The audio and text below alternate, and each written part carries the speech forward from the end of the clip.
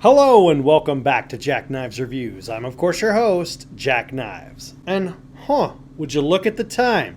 It's A24 time.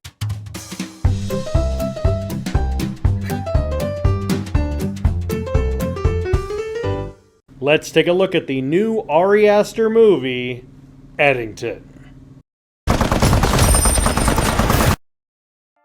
In 2020, during the height of the COVID-19 pandemic, Ted Garcia, mayor of Eddington, New Mexico, implements a mask mandate to stop the infection from spreading. Local Sheriff Joe Cross is completely against the new mandates, as well as other things the mayor is doing. This feud between them spirals into a war of ideologies, leading to harm and death, with the town Eddington as the setting. I make no excuses about my opinions on Ari Aster as a filmmaker.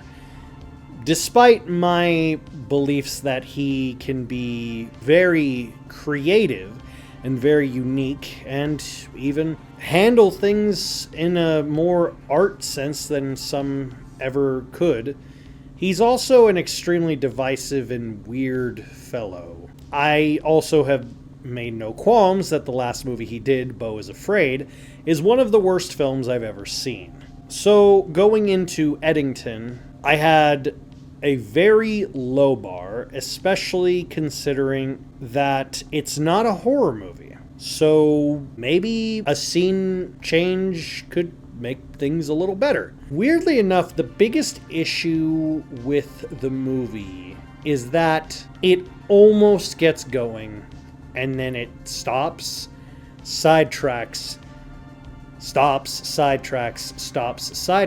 and then near the end tries to wrap up everything very quickly. It's not a movie I would necessarily expect Ari Aster to make. Well, neither was the last movie.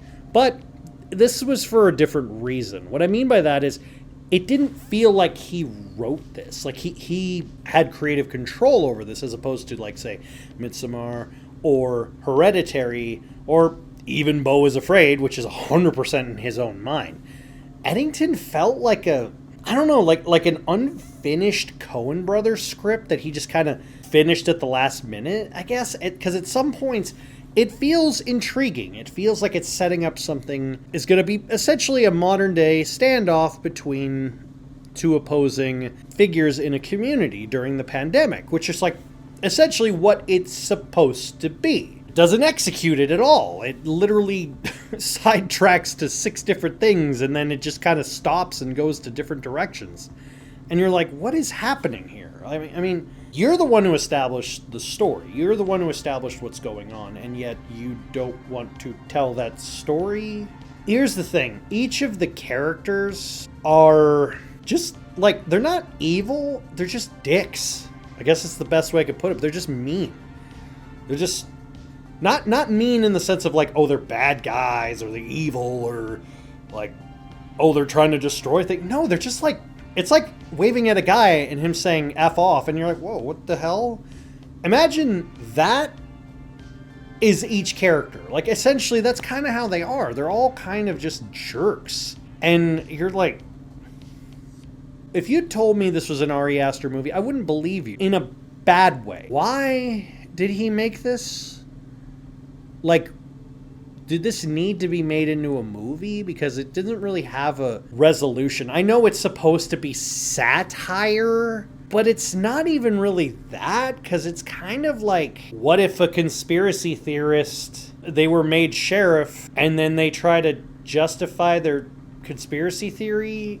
Joaquin Phoenix is, I guess, the main character. I say that because despite the fact that we focus on him and the mayor, played by Pedro Pascal, the most, we don't really know much about them, other than somewhat of their political affiliation, which, especially right now, I wouldn't recommend watching this movie, especially because it feels like, not in a political sense, in the sense of like, everyone's an idiot.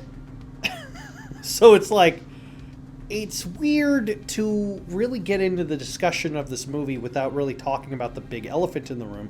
That is the pandemic, which simultaneously affected filming of this movie, but is also the central force of this movie.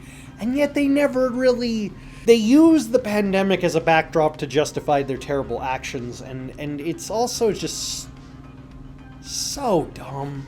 I mean, like, little peek behind the curtain here. When I do these reviews, I, on occasion, will have little notations of who's in the cast for myself. And then I look over at my notes over here, and I think, oh yeah, they were in this movie. Oh yeah, they were in this. Oh, wait, yeah, he would. I shouldn't be thinking that. If it's a star-studded cast, I shouldn't be thinking in the back of my head, was he in this movie? Was she in this movie? Because that means that you played a character so unremarkable, I forgot you were there. That's the worst thing as an actor that you can be. This movie is a mess. It's nothing of offensive to note, especially considering his other works, and it's probably the tamest movie he's ever made. But despite all of that, that's probably the biggest downfall of it. It's boring and generic. It's just there. I have to give it a higher score compared to Beau is Afraid, because Beau is Afraid was legitimately one of the worst things I've ever seen. So comparing it to that, I mean, it's better, but I'm not trying to praise it in any way, shape, or form.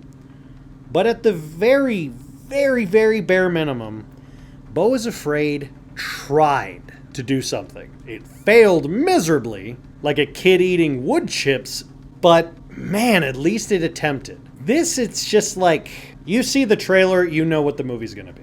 Especially from me as an A24 fan, to see a filmmaker to the caliber that Ari Aster was and expected to be, to plummet so hard and keep falling further, it's really sad.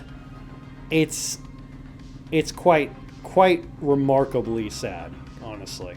But maybe some people might like it. I can't really imagine that many people who would, because it was out of the theaters as soon as I realized it was there. So, take that for what you will. I give Eddington 1.5 out of 5. Have you seen Eddington? Let me know in the comments down below. Don't forget to stab that subscribe button and slice that like button. And I'll see you next time.